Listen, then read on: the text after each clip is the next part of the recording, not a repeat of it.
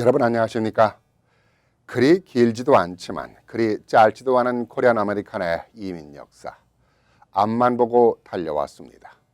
한국인들의 성실과 근면을 바탕으로 피와 땀의 결실로 나름대로 성공한 커뮤니티라고 자타가 공인해왔습니다. 자녀들도 훌륭하게 키워왔고 내 사업체도 장만해 아메리칸 드림을 위해 모두가 열심히 살아왔습니다. 오늘에 이르기까지 곡절도 많았습니다.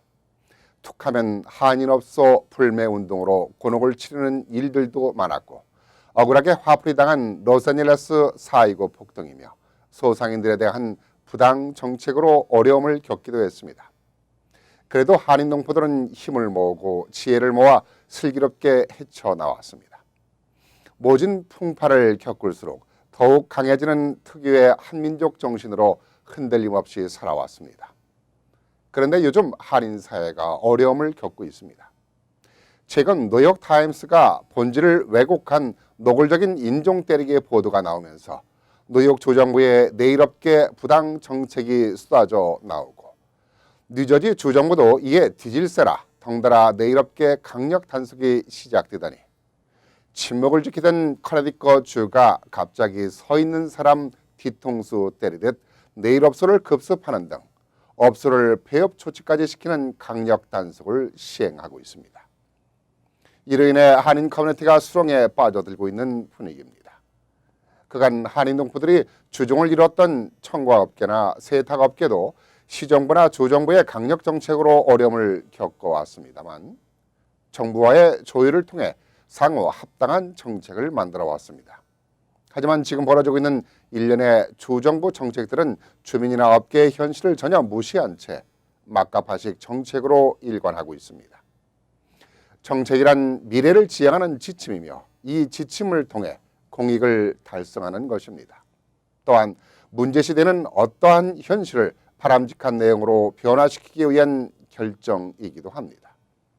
법이란 것도 규정도 강제성이나 제재를 위한 것이기도 하지만은 보다 근본적인 것은 처벌을 위한 것이 우선시 되는 것이 아니라 먼저 보호를 위한 것이 되어야 합니다.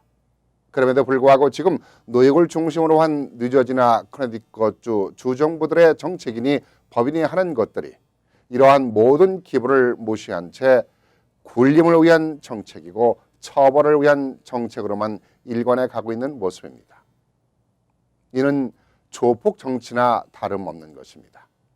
조폭들은 자신들의 것만 빼앗기 위해 수단 방법을 가리지 않고 폭력을 가합니다.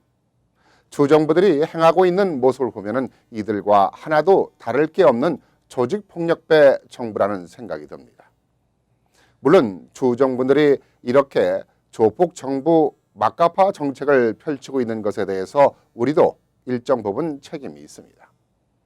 우린 우리 방식에만 몰두해왔을 뿐 정부와의 관계를 원활하게 하지 못한 점과 법과 규정을 제대로 지키지 않은 점에 대해서는 자성을 해야 할 것입니다. 사건은 터졌습니다.